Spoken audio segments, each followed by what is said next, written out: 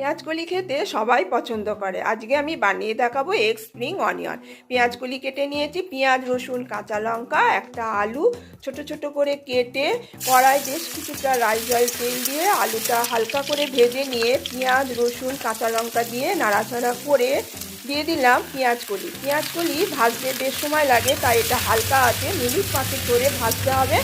তারপর দিয়ে দিলাম হলুদ। আগে লবণ দিলে পেঁয়াজকলি থেকে জল ছাড়তে শুরু করবে, সেই জন্য পরে দিচ্ছি পরিমাণ মতন লবণ।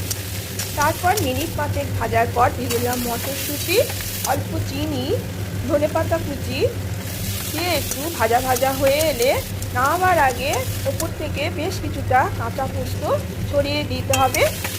তারপর আলাদা করে একটা ডিমের ঝুড়ি বানিয়ে ওপর থেকে ছড়িয়ে দিলেই হয়ে যাবে এগ স্প্রিং অনিয়ন। এইভাবে বানিয়ে ফেলুন আর কমেন্ট করে জানান কেমন হচ্ছে। Please subscribe